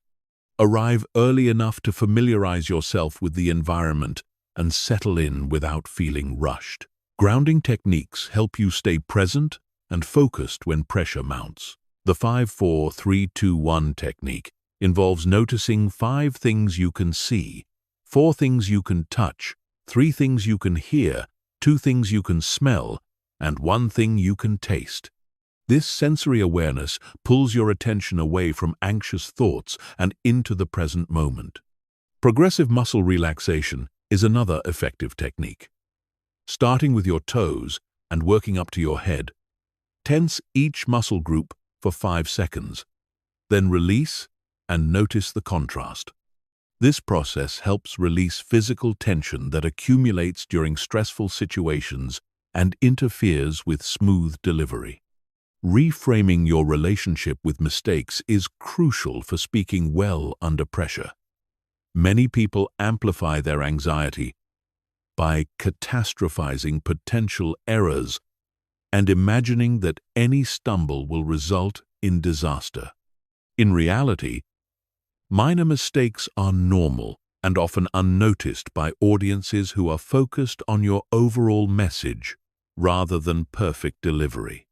Develop recovery strategies for common speaking challenges. If you lose your train of thought, have standard phrases that buy you time to refocus. Let me think about the best way to explain this. Or, that's an important point that deserves a thoughtful response. If you misspeak, simply correct yourself briefly and continue without drawing excessive attention to the error. Building pressure tolerance requires gradual exposure to increasingly challenging speaking situations. Start with low-stakes opportunities where you can practice managing nervousness without serious consequences. Volunteer to speak at team meetings, join organizations like Toastmasters, or create opportunities to present to friendly audiences. Each time you successfully manage pressure and deliver effectively, you build evidence that contradicts anxiety-producing beliefs about your speaking abilities.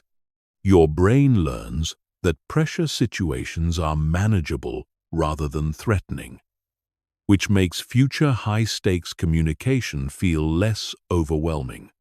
The most advanced pressure management technique is shifting your focus from self-protection to service. When you're primarily concerned with how you look, whether you'll make mistakes, or what people will think of you, you create internal pressure that interferes with performance. When you focus on how you can serve your audience, what value you can provide, and how you can help them achieve their goals, you redirect nervous energy toward productive purposes. This service orientation also helps with imposter syndrome, the feeling that you don't deserve to be speaking or that you'll be exposed as incompetent. When you're genuinely focused on helping others rather than proving yourself, your expertise and preparation feel more relevant and accessible. Recovery planning involves preparing for worst-case scenarios, so they feel manageable rather than catastrophic. What will you do if technology fails? If you're asked a question you can't answer, or if you completely lose your train of thought? Having specific plans for these situations reduces their power to create anxiety and gives you confidence that you can handle whatever happens. Remember that pressure often indicates importance, which means you're dealing with situations that matter. Instead of wishing pressure would disappear, learn to see it as a signal that you're operating at a level where your communication skills can make a real difference. This reframe transforms pressure from an enemy to be avoided into a challenge to be mastered. Chapter 11. Mastering Public Speaking and Presentations. Public speaking is where all your communication skills converge into a single, high-impact performance. Whether you're presenting to 5 colleagues or 500 strangers, the fundamentals remain the same: clear thinking, confident delivery, and genuine connection with your audience. But public speaking amplifies everything. Your strengths become more powerful, and your weaknesses become more obvious. This is why mastering presentations isn't just about speaking skills. It's about becoming a more confident, articulate person overall. The biggest mistake most people make in public speaking is focusing on themselves instead of their audience. They worry about how they look, whether they'll make mistakes, and what people will think of them. This self-focus creates anxiety and makes their delivery feel awkward and disconnected. Great speakers flip this entirely. They focus completely on serving their audience, sharing valuable information, and creating a positive experience for everyone in the room. Before you even begin preparing your content, you need to understand your audience deeply. What do they already know about your topic? What do they need to know? What are their concerns, interests, and goals? What would make this presentation genuinely valuable for them? When you can answer these questions clearly, you can craft a presentation that feels relevant and useful rather than generic and forgettable. Your presentation structure should follow a clear, logical progression that makes it easy for your audience to follow your thinking. Start with a compelling opening that grabs attention and establishes why your topic matters. Then, preview what you're going to cover so people know what to expect. Develop your main points with evidence, examples, and stories that make abstract concepts concrete and memorable. End with a strong conclusion that reinforces your key messages and gives people clear next steps. The opening of your presentation is crucial because it sets the tone for everything that follows.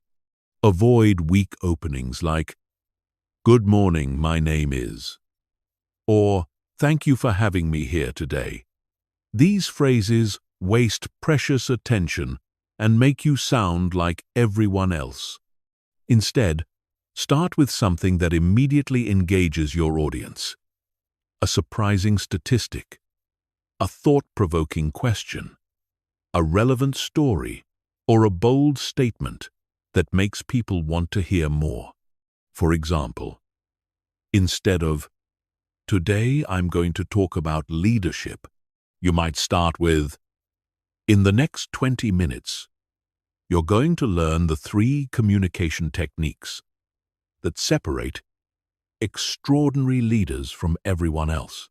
By the time we're finished, you'll have specific tools you can use immediately to increase your influence and impact in any situation. Your main content should be organized around 3 to 5 key points maximum.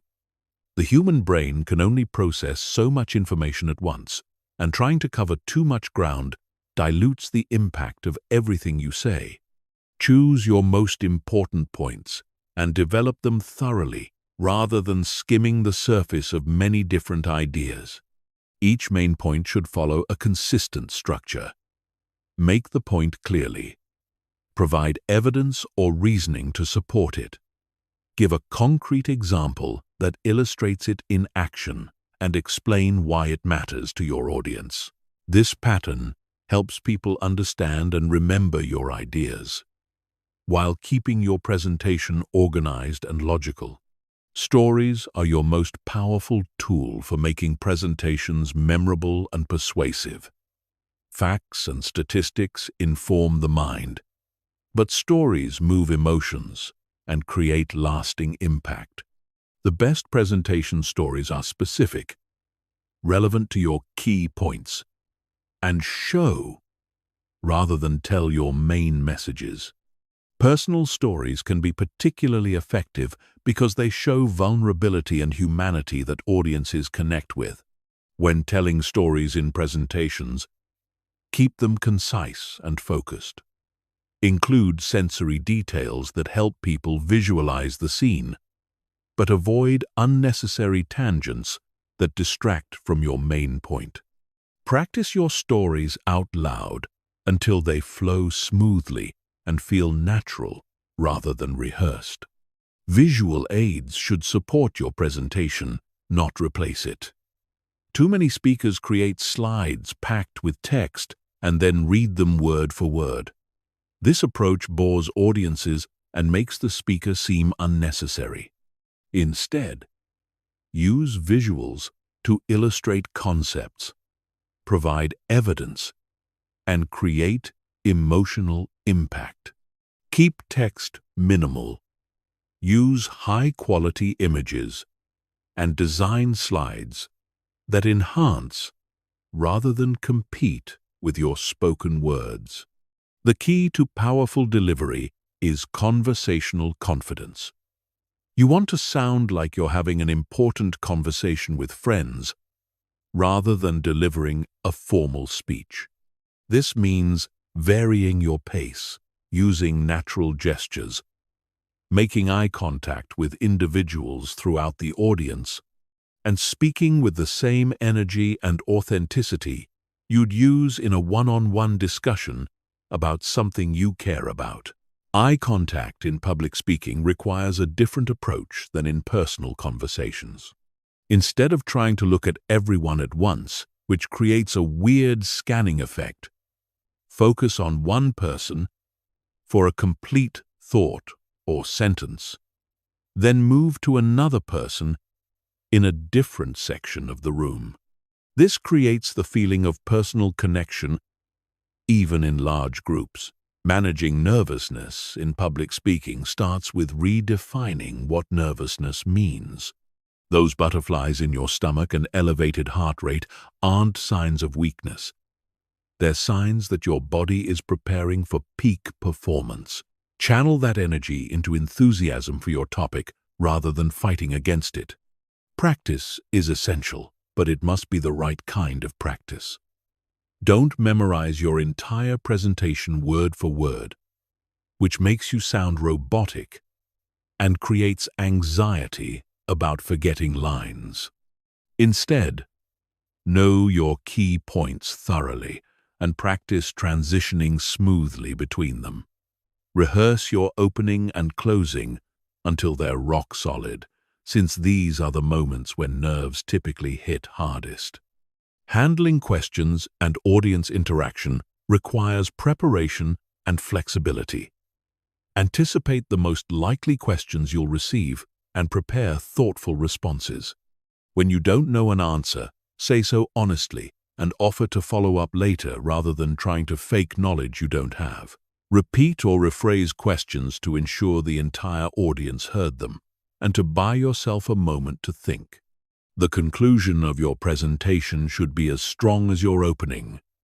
Summarize your key points briefly, reinforce why they matter to your audience, and end with a clear call to action or next steps.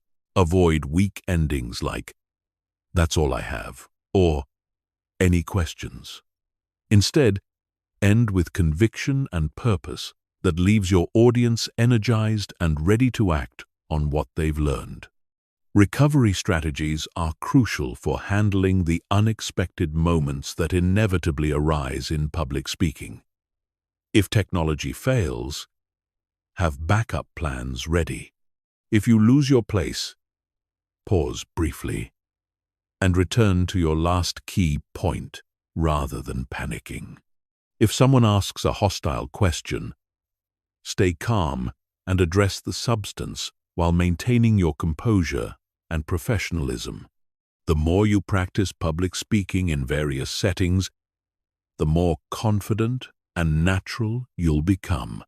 Seek out opportunities to present, whether at work, in community organizations, or through groups like Toastmasters. Each presentation teaches you something new about connecting with audiences and managing the dynamics of public communication. Chapter 12. Emotional intelligence in communication. Emotional intelligence is the hidden force behind all effective communication. You can master every technical aspect of speaking, perfect your vocal delivery, and develop an extensive vocabulary. But if you can't read emotional cues, manage your own emotional state, and respond appropriately to others' feelings, your communication will always feel hollow and disconnected. Emotional intelligence in communication involves 4 key components: self-awareness, self-management, social awareness, and relationship management. These skills work together to help you navigate the complex emotional landscape that exists in every human interaction. Self-awareness is the foundation of emotionally intelligent communication. You need to understand your own emotional patterns, triggers, and responses before you can effectively manage them or read them in others. Most people operate on emotional autopilot, reacting to situations based on unconscious patterns developed over years of experience. Developing emotional self-awareness requires paying attention to your internal state throughout the day. Notice what situations make you feel confident versus anxious. Observe which topics trigger defensive reactions or strong emotions. Recognize the physical sensations that accompany different emotional states. This internal monitoring helps you understand your emotional patterns and gives you choice about how to respond rather than simply reacting automatically. Your emotional state directly affects your communication effectiveness. When you're stressed, angry, or anxious, your voice changes, your body language shifts, and your thinking becomes less clear. Others pick up on these emotional signals unconsciously and respond accordingly. If you seem nervous, they feel less confident in your expertise. If you appear angry, they become defensive. If you project calm confidence, they feel more relaxed and receptive. Self-management is the ability to regulate your emotions rather than being controlled by them. This doesn't mean suppressing feelings or pretending to be emotionless. It means acknowledging your emotions while choosing how to express them in ways that serve your communication goals. When you feel strong emotions during conversations, pause before responding. Take a deep breath and ask yourself what outcome you want from the interaction. This brief moment of reflection allows you to choose your response rather than simply reacting to your immediate emotional impulse. Social awareness involves reading the emotional states of others through their verbal and nonverbal communication. People constantly broadcast information about their feelings through their tone of voice, facial expressions, body language, and word choices. Most communicators miss these signals entirely because they're too focused on what they want to say next. Learning to read emotional cues requires shifting your attention from your own internal experience to careful observation of others. Notice changes in people's energy levels, speaking pace, and physical posture. Pay attention to incongruence between their words and their emotional signals. Someone might say they're fine with a decision, while their tight jaw and crossed arms suggest otherwise. Different personalities express emotions differently, which adds complexity to emotional awareness. Some people wear their feelings openly and express them directly. Others are more reserved and communicate emotions through subtle changes in behavior. Some process emotions internally before sharing them, while others think out loud and work through feelings verbally. Understanding these different emotional styles helps you adapt your communication approach accordingly. With expressive personalities, you can address emotions directly and openly. With more reserved people, you might need to create safe spaces for them to share feelings gradually. With analytical types, you might need to help them connect logical decisions to emotional outcomes. Empathy is a crucial component of emotional intelligence that allows you to understand and share the feelings of others. This goes beyond intellectual understanding to actually experiencing something similar to what the other person is feeling. When you respond with genuine empathy, people feel heard, understood, and valued. Developing empathy requires active imagination and emotional flexibility. When someone shares an experience with you, try to imagine how you would feel in their situation. Consider their background, pressures, and constraints that might influence their emotional response. This perspective-taking helps you respond with genuine understanding rather than superficial sympathy. Validation is one of the most powerful emotional intelligence tools in communication. When you acknowledge and accept someone's emotional experience without necessarily agreeing with their interpretation or conclusions, you create psychological safety that enables deeper, more honest conversation. Validation might sound like, "I can see why that situation would be frustrating," or "It makes sense that you'd feel uncertain about such a big decision." These responses show that you understand their emotional reality, while leaving room for different perspectives on solutions or actions. Emotional contagion is the phenomenon where emotions spread between people unconsciously. When you interact with someone who's anxious, you might start feeling anxious too. When you're around confident, positive people, you often feel more optimistic yourself.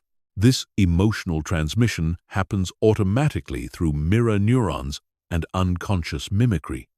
Understanding emotional contagion helps you take responsibility for the emotional climate you create in your interactions. When you maintain calm confidence during stressful situations, you help others feel more centered. When you bring genuine enthusiasm to conversations, you often inspire similar energy in others. Managing emotional contagion requires strong emotional boundaries and self-regulation skills. You can empathize with others' feelings without taking them on as your own. You can remain calm in the presence of anxiety, confident around insecurity, and positive despite negative energy from others. Conflict situations require especially sophisticated emotional intelligence because emotions typically run high and rational thinking often becomes difficult. The key is recognizing that behind every position in a conflict, there are underlying emotions and unmet needs driving people's behavior. Instead of focusing solely on the logical aspects of disagreements, skilled communicators address the emotional dimensions as well. They acknowledge fears, validate concerns, and help people feel heard even when agreement isn't possible. This emotional attunement often diffuses tension and creates space for problem-solving. Emotional intelligence also involves knowing when emotions are appropriate and helpful versus when they might be counterproductive. There are times when expressing frustration, excitement, or concern enhances your message and builds connection. There are other times when emotional expression might distract from your content or make others uncomfortable. Building emotional intelligence requires ongoing practice and feedback. Pay attention to how people respond to your communication style. Ask trusted friends or colleagues for honest feedback about your emotional awareness and management. Notice patterns in your relationships and communication effectiveness that might reveal blind spots in your emotional skills. The goal isn't to become emotionally perfect or to always say the right thing. It's to develop greater awareness, flexibility, and skill in navigating the emotional aspects of human communication. When you can read emotions accurately, manage your own emotional state effectively, and respond to others with empathy and wisdom, your communication becomes exponentially more powerful and meaningful. Chapter 13. Cultural sensitivity and adaptation in communication. In our interconnected world, the ability to communicate effectively across cultural differences has become essential for personal and professional success. Culture shapes everything about how we communicate. Our directness or indirectness, how we show respect, what topics we consider appropriate, how we handle conflict, and even how we interpret silence and eye contact. Cultural sensitivity in communication isn't about political correctness or walking on eggshells around people from different backgrounds. It's about developing genuine curiosity about different ways of thinking and communicating.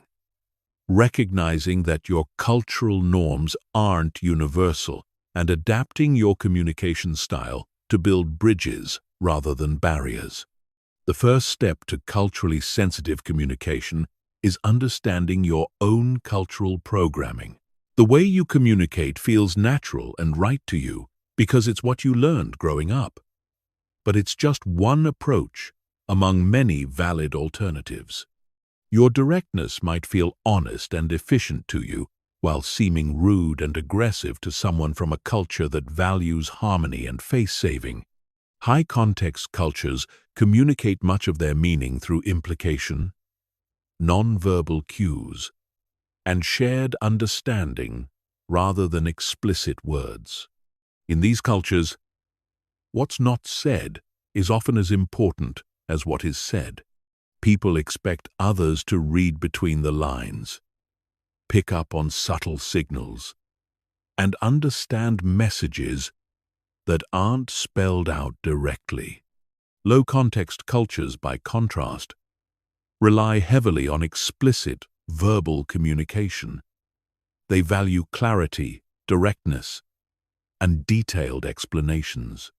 What you say is what you mean, and ambiguity is seen as poor communication rather than diplomatic subtlety. Understanding whether you're communicating with someone from a high-context or low-context background helps you adjust your style accordingly. With high-context communicators, you might need to pay more attention to non-verbal cues, be more diplomatic in your language, and allow time for indirect approaches to sensitive topics. With low-context communicators, you can be more direct and explicit without worrying about causing offense. Power distance refers to how cultures handle hierarchy and authority. In high-power distance cultures, there are clear expectations about how people at different levels should communicate with each other.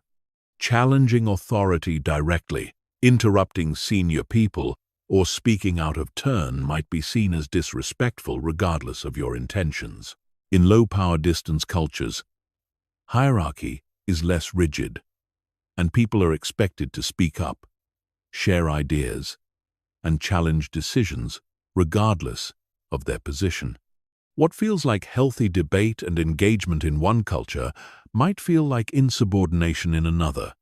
When communicating across power distance differences, pay attention to formal versus informal language, titles and honorifics, and who speaks when in group settings. Adjust your approach to match the cultural expectations of the situation, rather than imposing your own cultural norms.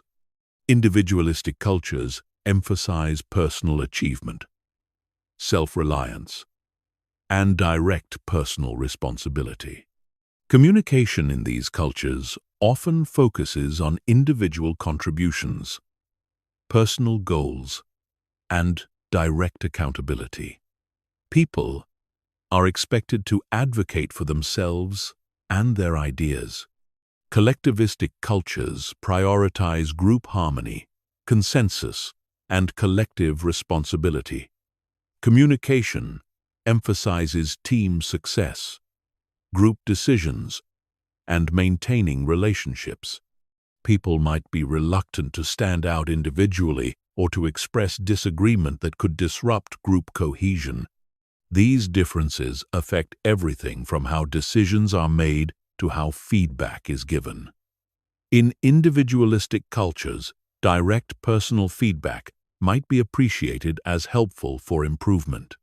In collectivistic cultures, the same feedback might be seen as face-threatening and damaging to relationships. Uncertainty avoidance describes how comfortable cultures are with ambiguity and unclear situations. High uncertainty avoidance cultures prefer detailed plans, clear rules, and predictable outcomes. Communication in these cultures often involves thorough preparation, comprehensive documentation, and careful risk analysis. Low uncertainty avoidance cultures are more comfortable with ambiguity and flexible approaches. They might prefer general frameworks rather than detailed plans and be more willing to adapt as situations develop. These differences affect meeting styles, decision-making processes, and project management approaches. Understanding your audience's uncertainty avoidance preferences helps you structure your communication to match their comfort levels with ambiguity and change. Nonverbal communication varies dramatically across cultures. Eye contact that shows confidence and sincerity in one culture might be seen as aggressive or disrespectful in another. Personal space preferences, appropriate touching, and gesture meanings all vary based on cultural background. Rather than trying to memorize all possible cultural differences, develop sensitivity to nonverbal cues and adjust based on how people respond to your behavior. If someone seems to step back when you move closer, respect their space preferences. If they avoid eye contact, don't force it by moving into their line of sight. Time orientation also differs significantly across cultures. Monochronic cultures view time linearly and emphasize punctuality, schedules, and sequential task completion. Communication in these cultures is often efficient and focused on covering agenda items within allotted time. Polychronic cultures view time more flexibly and prioritize relationships over schedules. They might see rigid adherence to agendas as rude if it prevents important relationship building or cuts off meaningful discussion.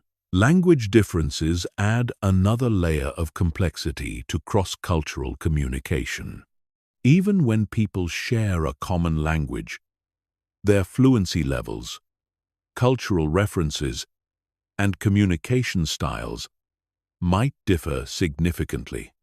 Speaking more slowly, using simpler vocabulary, avoiding idioms and cultural references, and checking for understanding become important skills. The key to successful cross-cultural communication is approaching differences with curiosity rather than judgment. Instead of viewing different communication styles as wrong or inefficient, see them as alternative approaches that might offer insights or advantages you haven't considered. Building cultural intelligence requires ongoing learning and exposure. Seek opportunities to interact with people from different cultural backgrounds. Read about different cultural values and communication styles. Ask questions when you notice differences, rather than making assumptions about what they mean. Most importantly, remember that cultural generalizations are starting points for understanding, not definitive rules about how individuals will behave. Every person is unique regardless of their cultural background, and effective communication requires paying attention to individual preferences and styles while being informed by cultural awareness. When you make cultural mistakes, and you will, apologize sincerely and ask for guidance about more appropriate approaches. Most people appreciate genuine efforts to bridge cultural differences even when those efforts aren't perfect. Chapter 14.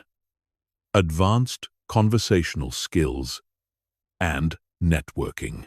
Networking isn't about collecting business cards or manipulating people into helping you advance your career. True networking is about building genuine relationships based on mutual interest, shared values, and reciprocal value creation. When you approach networking as relationship building rather than transactional exchange, you develop connections that last for decades and create opportunities you never could have planned or predicted. The foundation of effective networking conversation is authentic curiosity about other people. Instead of focusing on what you can get from someone, focus on understanding who they are, what they care about, and what challenges they're facing. This shift in perspective transforms networking from an uncomfortable sales activity into genuine human connection. Most people approach networking with a scarcity mindset, worrying that others won't be interested in talking to them or that they don't have enough to offer in return. This anxiety creates awkward, self-focused conversations that feel forced and unnatural. When you approach networking with genuine interest in learning about others, conversations flow naturally and people remember you positively. Starting conversations at networking events requires moving beyond generic opening lines that everyone uses.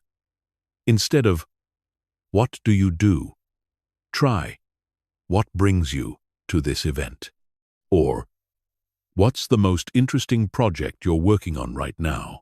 These questions invite more engaging responses and show that you're interested in their current experience rather than just categorizing them by job title. The key to memorable networking conversations is finding genuine connections with people rather than trying to impress them with your accomplishments. Look for shared experiences, common challenges, mutual interests, or complementary expertise.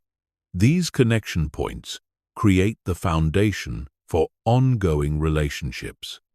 Active listening becomes especially important in networking situations because people often feel like they're competing for attention and trying to get their own message across.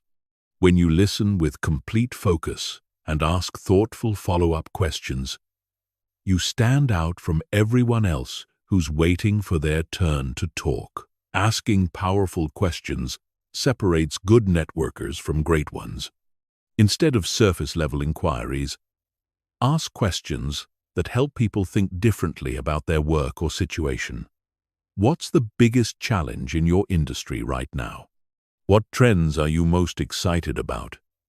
What would need to change for you to feel really successful in your role? These questions invite deeper conversation and show sophisticated thinking. Following up effectively is where most networking efforts fail. People exchange contact information, but never create meaningful, ongoing connection. The best follow-up happens within 48 hours and references something specific from your conversation.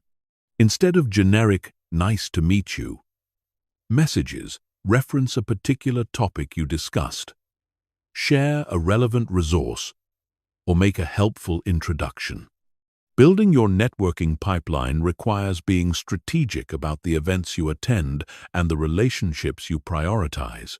Instead of trying to meet everyone at every event, focus on having fewer, deeper conversations with people who share your interests or could become genuine connections. Quality networking involves thinking several steps ahead about how you might be helpful to people you meet. This doesn't mean immediately pitching your services. It means listening for challenges where your expertise, connections, or resources might be valuable.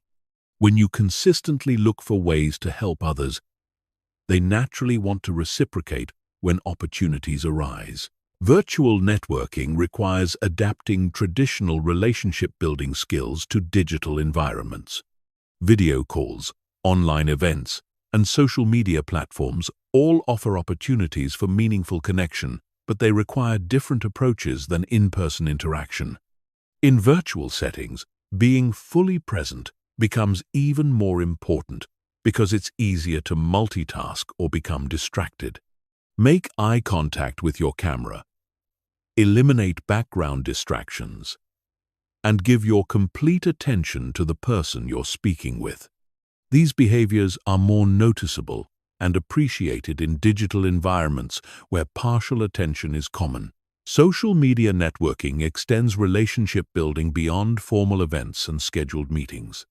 Platforms like LinkedIn allow you to maintain ongoing connection with your network by sharing valuable content, commenting thoughtfully on others' posts, and staying updated on their professional developments.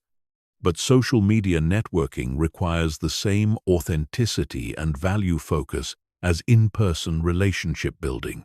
Instead of just promoting yourself, share insights that help others, celebrate their successes, and contribute meaningfully to industry conversations. This approach builds your reputation as someone worth knowing and staying connected with. Personal branding supports networking by making it clear what value you bring and what kinds of opportunities interest you. This doesn't mean creating a fake persona or exaggerating your capabilities. It means being intentional about how you present your expertise, interests, and unique perspective. Developing your networking skills also involves understanding different networking styles and adapting your approach accordingly. Some people prefer large group conversations. Others feel more comfortable in one-on-one discussions. Some enjoy formal networking events. Others prefer casual coffee meetings or activity-based networking. Pay attention to what environments and interaction styles work best for you, and seek out networking opportunities that match your strengths while gradually expanding your comfort zone. The goal isn't to become someone you're not. It's to become more skilled at building relationships in ways that feel authentic to you. Long-term relationship maintenance is what transforms networking contacts into valuable professional relationships. This involves staying in touch periodically, sharing relevant opportunities or information, and being responsive when people reach out to you. The best networkers think in terms of years and decades rather than immediate transactions. Remember that networking is ultimately about building a community of people who know and respect your work, understand your goals, and want to see you succeed. When you approach relationship building with this long-term perspective, individual conversations feel less pressured and more purposeful. Chapter 15. Creating your personal communication action plan. Everything you've learned about articulate communication and confident speaking means nothing unless you implement it consistently in your daily life. Knowledge without action is just entertainment. The difference between people who improve their communication skills and those who stay stuck at their current level is systematic practice and deliberate implementation of specific techniques. Your communication transformation starts with honest assessment of your current abilities and clear vision of where you want to be. Most people have never critically evaluated their communication strengths and weaknesses, so they continue repeating the same patterns while hoping for different results. Complete a thorough communication audit by recording yourself in various speaking situations over the next week. Include phone calls, meetings, presentations, and casual conversations. Listen to these recordings with fresh ears and note patterns in your vocal delivery, word choice, organization of ideas, and overall effectiveness. Ask 3 people who know you well to give you honest feedback about your communication style. What do you do well? What could you improve? How do you come across to others? This external perspective often reveals blind spots that you can't see yourself. Based on your self-assessment and feedback, identify the 3 most important areas for improvement. Don't try to work on everything at once, which leads to overwhelm and inconsistent progress. Focus intensively on 3 specific skills until they become natural. Then add new areas of development. Your daily practice routine should include vocal exercises, vocabulary building, and conversation skills practice. Spend 10 minutes each morning doing vocal warm-ups that improve your breath support, resonance, and articulation. Read challenging material aloud to practice smooth delivery and clear pronunciation. Expand your vocabulary systematically by learning 1 new word each day and using it in conversation. But focus on useful words that enhance your ability to express complex ideas precisely rather than obscure words that make you sound pretentious. Practice conversational skills by setting specific goals for your interactions each day. Today, you might focus on asking better questions. Tomorrow, you might work on active listening.